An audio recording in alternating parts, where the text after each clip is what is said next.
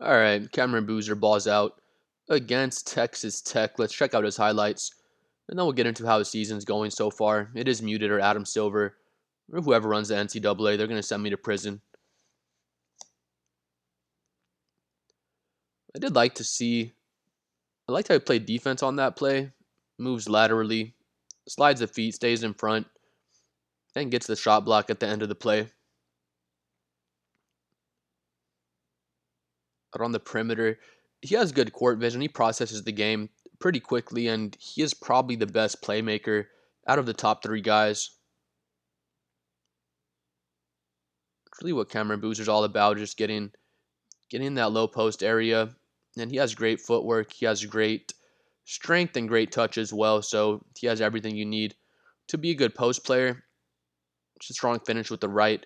The only thing, he's only 6'9", so people are kind of worried about if he's going to have enough size to make those moves work in the NBA. He is 250, so he has a lot of strength, but we'll have to see.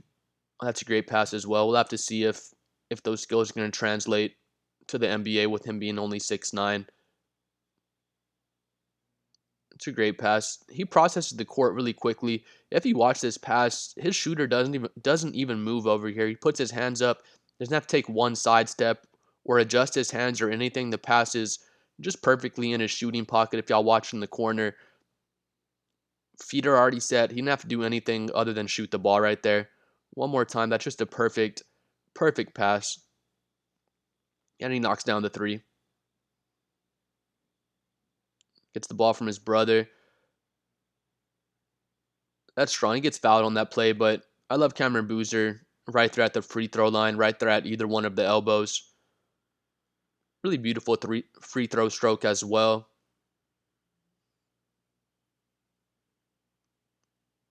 Just gets his own offensive rebound. See that this works in college, but I don't know if he's gonna be able to bully guys like that at the NBA level. Again, he's 6'9", 250, so his size will translate to some level. That's strong, just the seal. His size is going to translate to some level. I mean, he's going to be bullying some guys at the NBA level. I just don't know if his height, with how tall he is, if he's going to be able to get all those offensive rebounds. It just sets the seal. The defender has no choice but to foul him on that one. Again, he has really great form from the free throw line. Get the steal, gets the ball from his brother. Just good court vision again. He probably could have made that pass 1 second sooner. Let's see again. Gets the ball from his brother. He does take one dribble, so he didn't see that right away, but if he would have passed the ball right there, it probably would have been an easy layup. Oh, yeah. He just takes that one extra dribble, and he was almost too late on the pass, if y'all see, because just right there, takes that one dribble, and it kind of slowed down the play. But it still works out, though. Down low in the post again. Nice little pass. That's one thing I like. If y'all see him in the post, see one more time. He gets the ball, and the first thing he does is he scans the entire court to see if he has an easy pass he can make. Pass right down low to his brother. It looks like they were playing a 2-3 zone on that play. Down low again. Kick back out for the three ball. I think Boozer will be able to develop a pretty good two-man game if he's able to play next to a good point guard, a good shooting guard. Just bullies him down there. Again, he is 250 pounds. Y'all see him. He has tree trunks for legs. He looks really strong down there. Cooper Flagg's already bullying guys in the NBA, and he's only 205 pounds. So again, I'm sure Cameron Boozer will be able to translate his strength and his size to some degree at the NBA level. Right there. He loves doing that. He sets really good seals and makes himself available for those post pass entries. The big men in the post aren't dead, but you don't see that a lot in the NBA level, honestly. Not a lot of players, not a lot of centers, power forwards make seals like that to make themselves available. See, I thought that was a charge personally, but see it one more time. Let's see. I mean, I guess it looks like the defender was kind of set. I'm not really mad. I'm not really mad with the play on though.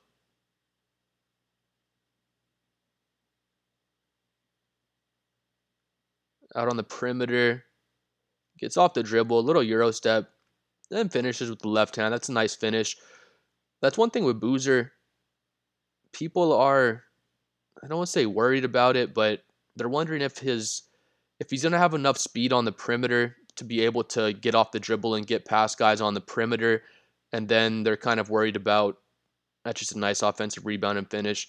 And they're kind of worried about if he'll have enough size to be effective down low.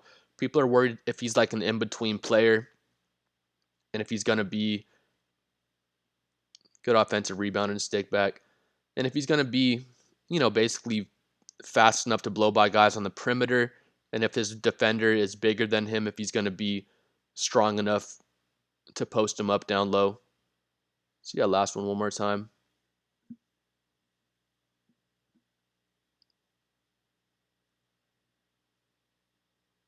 Strong take, just gets the foul and gets back to the free throw line again.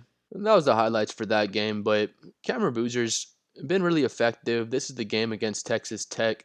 They do end up losing by 1 point, but I'm just here to see how these guys look as prospects going into the NBA level. He's 7 for 11, 63% from the field. He's usually really efficient from the field because most of his shots are going to be down low, just using his post game, getting offensive rebounds and things like that. He will shoot the three ball. I don't think I've seen him shoot a mid-range jumper. Not one time, to be honest with you, but he's 0 for 2 from 3 this game. He's 0 for 3 last game from 3. So he's missed 5 threes in a row from last game to this game. So that is a little bit concerning. He was shooting 80% from 3 up until, this little cold streak. But, I saw his free throw stroke. His form looks really good on his free throws. He has good mechanics. His three ball honestly looks beautiful as well. So I think he'll be pretty effective from 3. I think he'll be able to shoot at least 33% or so as a rookie. So, if you can take 3 attempts and make just one of them, I feel like that would be good enough starting off at the NBA level just to keep the defense honest and make sure they have to at least get out there to contest you at the 3-point line instead of just being able to sag all the way off and, keep the paint congested. But Cameron Boozer has a decent little 3 ball, even though he's missed these last 5 3-point shots he's taken.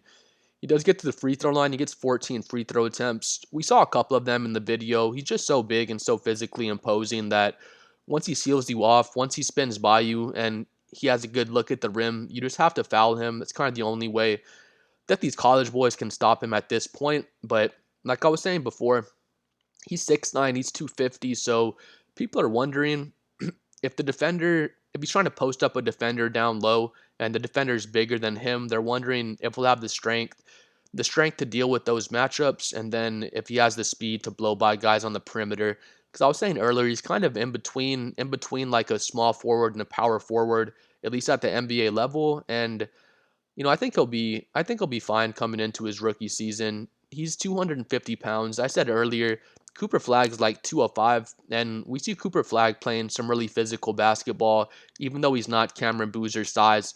So I think Cameron Boozer will be able to use his physicality as a rookie to kind of get to his spots and get some clean looks out there. But he has the 23 points, 8 rebounds, 7 assists, 2 steals, 1 block. And he has the 4 turnovers. He had 6 turnovers last game, so that is a little bit concerning with the 10 turnovers in 2 games and then missing 5 threes in a row from last game to this game. But I'd say it's just kind of a little cold streak he's on. The one thing with Cameron Boozer, people compare him to AJ and Darryn Peterson, not so much their play styles, but just as the top 3 picks coming into the draft for next year. I think I've said before, I think I would take AJ number 1 just because of his ceiling. He has a really, really nice mid-post game. He's the most athletic out of all 3 of these guys, and I think he has the highest ceiling. But I think Cameron Boozer is the best college player, like right now today. Cameron Boozer is so physical down low. He has such great footwork. He has great touch once he gets into the paint as well. And that's the thing. His footwork and his touch is kind of what makes me believe in him at the NBA level. I'm sure he's going to be just fine as an NBA player, but I think his post game will be effective. not based on his physicality, not based on him being 250 pounds, more based on his footwork and his touch. We see with Derek Queen. Derek Queen's about 6'10", 250 pounds as well. Derek Queen doesn't have a very fast shot release, kind of like Cameron Boozer. Derek Queen doesn't have insanely fast footwork. He's not kind of blowing by guys off the dribble. But similar to Cameron Boozer, like I said, they're both 250 pounds, but they both have great footwork and they both have great touch. So I can see Cameron Boozer kind of using his strength to get down low, then being able to spin off, use his footwork, get to a pump fake, get to an up and under. And once defenders bite on his pump fake, once he gets defenders out of position, then he can use his strength and go up with his 250-pound frame to kind of finish some of those layups, finish some of those dunks and whatever it is down low. With Cameron Boozer, kind of his main weakness for me right now, I haven't seen him go to a mid-post game, not once, not at all. I haven't seen him get to like a mid-post fadeaway or get to anything really in the mid-range at all. I haven't seen him get off the dribble and pull up for a mid-range jumper. So with Cameron Boozer, it seems like like a classic modern day NBA player. He can shoot threes, he can get down low and get layups and dunks. So, with him, it's pretty much he's getting all the way down low, getting into the post, or he's just taking a three ball out on the perimeter. But I like Cameron Boozer. I've said before, I think AJ Dybantsa would be my number one overall pick just based on his ceiling, based on his athleticism. I think AJ's the rawest out of all the rookies because he still has to work on like every part of his game. He still has to polish up everything in his game, and AJ's already so good. Where with Cameron Boozer, he's very good as well, but a lot of people feel like he's closer to his ceiling than AJ is, and I would agree with that. But at the same time, as polished as Cameron Boozer is, I think he's going to have probably the best rookie year season out of all these guys, just with how polished he is, just with how NBA ready his game is. But, once their second year, once their third year is over, I wouldn't be surprised to see us saying that AJ is a better player than Cameron Boozer. One last point about Cameron Boozer. People act like he's like a finished product coming into the NBA. I'll do it myself sometimes. I'll kind of underrate him, I guess, or act like he doesn't have a lot of room to grow. But he still has a bunch of room to grow. Like I said before, he can work on his ball handling. He can develop a mid-range game. He can develop a mid-post game.